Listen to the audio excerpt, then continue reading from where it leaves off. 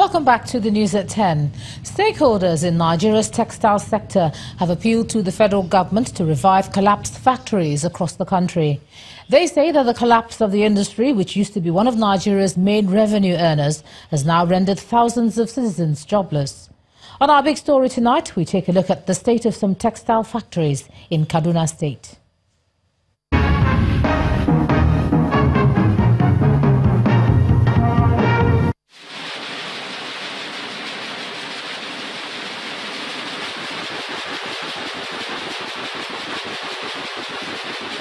Once upon a textile dream.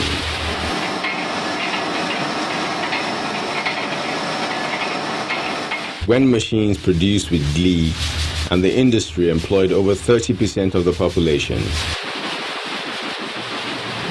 Now that dream has faded into a comatose nightmare.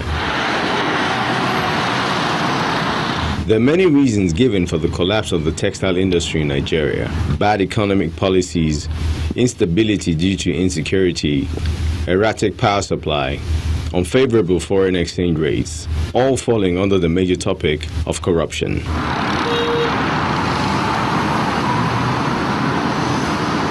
In Kaduna State, the sorry sight of closed textile companies can be seen.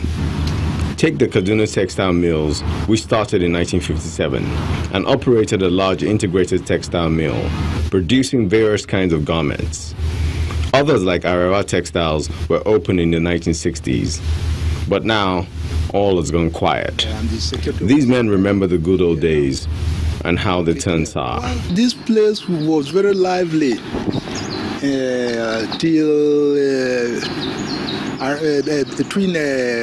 from when I joined here, 1992 to 2002, before this place was closed down. That very time, where we were operating at a full scale, we used to have about 2,000 something workers on 3 shifts. The company closed now, this very month, make it to be 40 years. This company closed down. It made people, a lot of people for suffer. A lot of people have died. A tour of the textile market in the Kaduna metropolis. Most, if not all, of these products are imported and expensive. This tailor narrates how the price affects a business. Now the customers are finding it difficult for them to buy the material because of the cost of the material. And we that are sewing, the thing is so expensive for us. Before you're able to buy so many things to do the work, at the end of it, you will not achieve anything. So how can the influx of these textiles be curtailed to allow the growth of local production? The Director General of the Nigerian Textile Manufacturers Association pinpoints one of the major problems holding the industry back. The sluggish government policy, they don't come out quickly. It has to go undermine and undergo so many processes before final implementation. This is our key problem. So what can be done to remedy this tragedy? The Minister of Trade, Industry and Investment highlights some of the areas where the government can live up to its responsibility. Which is issues like provide the enabling environment, which is issues like power, so that and then the access to market. Those are the efforts that we really have to make so that the impact can be felt in the industry. It is not that the authorities concerned do not know how to revive these industries, but as long as the willpower to put together a framework to put things right remains absent, the gates to recovery will remain shut.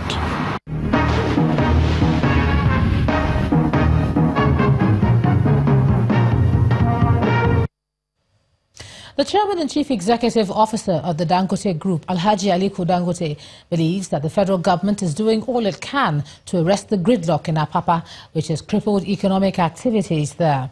He made this comment during a tour to assess the level of progress made so far in fixing the 4.3 billion naira 2-kilometer public-private partnership road project.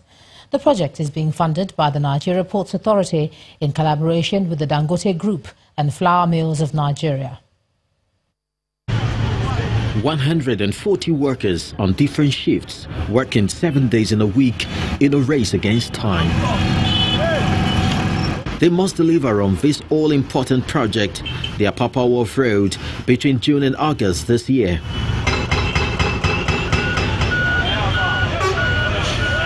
For this reason, the private partners to this project, Dangote Group and Flour Mills of Nigeria, are here on an inspection tour to assess the extent of work done so far.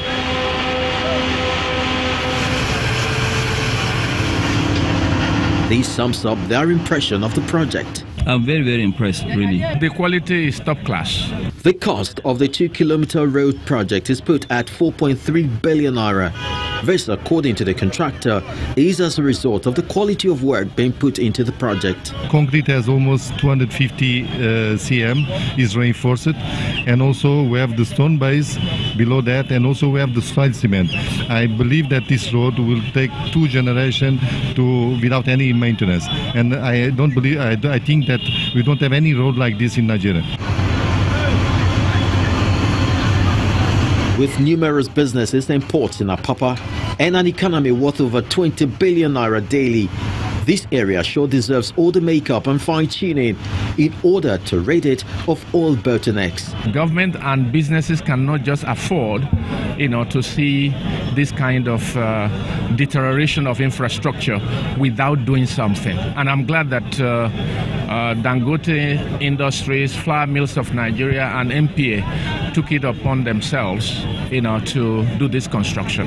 There's a trailer park of almost 380 or so trucks, and that will actually help to decongest the traffic, and I think based on the last meeting that we held, I was told that the trailer park will also be ready as we're finishing the road palliatives. While the Apapa Wharf Road project is still about 35% complete, the ultimate success of this public-private partnership will be to see the gridlock disappear and life return to normal in this region. Chris Illems, Channels Television News. Let's take a look at some business news now. Here's Emana Amawe. You first. First Bank.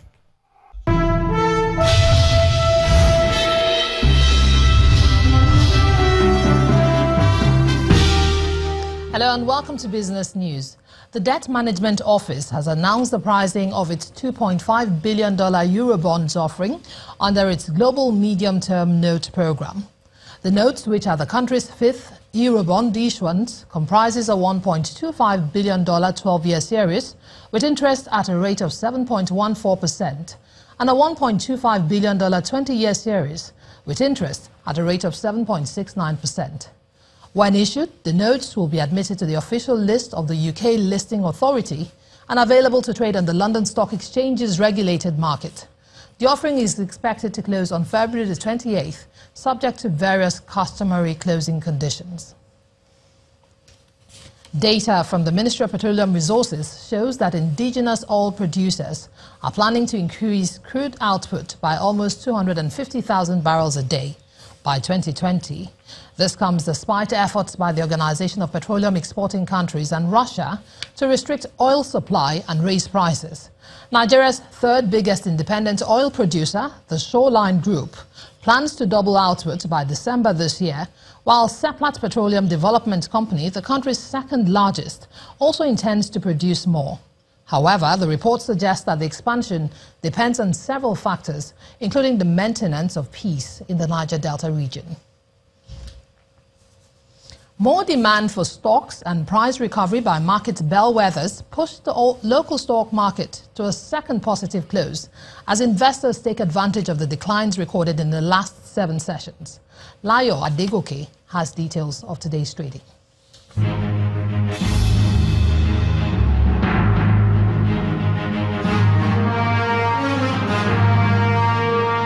Hello and welcome to the Stock Market Report. Bargain hunting across 4 major sectors of the NSE pushed the all-share index further in the green by an additional 1.03% at the close of Thursday's trading session. The positive sentiment also follows price rally by 28 gainers, which lifted the equities capitalization by 156 billion naira to 15.28 trillion naira. FBN Holdings is the top price advancer for the day with an 8.23% price increase, while the share price of Cavitin fell by 8.77%, placing it ahead of 23 other losers. Total volume of equities traded were higher compared to Wednesday's session at 615.17 million units, mostly contributed by the shares of Multiverse, Skybank and Axis Bank. And that's the stock market report. I am Layo Adegoke.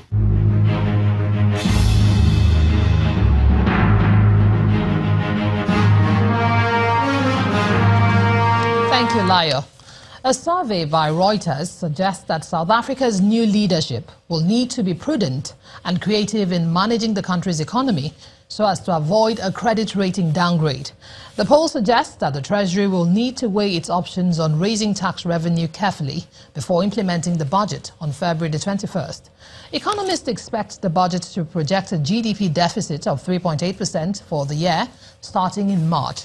The country's inflation is expected to average 4.8% this year, while economic growth is pegged at 1.4%. And South Africa's stock market surged by nearly 4% today, marking its biggest one-day gain in over 3 years, following the resignation of former President Jacob Zuma on Wednesday. Meanwhile, it's also a positive close for other major world stock markets today.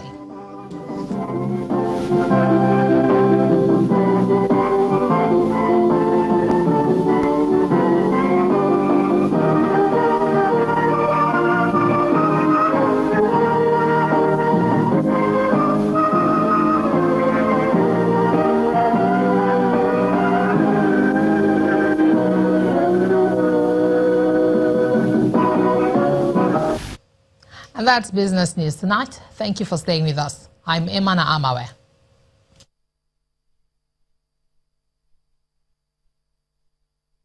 You first. First Bank. Thanks a lot, Emana. Controversy seems to be brewing in Borodo community of Delta State, where some residents are insisting that the community was and is still under the lordship of the Ulu of Warri Kingdom. The residents who spoke to journalists a few days after the military reportedly invaded the community say they are happy that the peace has finally been restored. These are rather troubling times for Borodo community in Delta State, South Nigeria, as the residents and traditional rulers disagree over allegiance matters. For the purpose of repetition and emphasis, Borodo community is part and parcel. I emphasize these two words, part and parcel of Warri Kingdom under the ownership of the Ulu of Warri. It all started when a section of the community took to the streets to protest their perceived domination by the Ulu of Warri. Disagreements over criminal activities such as oil bunkering, murder, and the military's recent efforts to quell the crisis remain a topic of concern for the people. Enough of slavery in this 21st century. People are there in Warri giving people names. As you are bunkers, you are kidnappers, you are killers, you are this. Can this crowd here be bunkers? No! Can this crowd be bunkers? We all know the issues that led to the invitations of the military men in this community. First and foremost, there is total breakdowns of law and order in this community. And secondly, this total breakdown of law and order is as a result of illegal activities that have been going on in this environment. So therefore, when opinion, suggested and powerful opinions comes into being to say we must do this to move this community forward, there's always resistance. So that led to where we are today. A representative of the traditional ruler believes the peace and unity of the community remains top priority. It's the sustained peace that we've been able to enforce in Uborodo today. I use the word enforce very cautiously because the peace was enforced through a combined effort of the Army, Navy, Police, and the SSS. So it's an enforced peace. So we hope and believe that this will be sustained. The argument on who should oversee the affairs of the Ugborodo community has dragged on for years now, and as it is evident that a kingdom divided against itself will not stand, we can only hope a lasting solution is proffered for this community. Still ahead on the news at 10, Nation Sports Council withdraws hosting rights of National Sports Festival from Cross River State owing to 6-year delay. That's on sports. Please stay with us.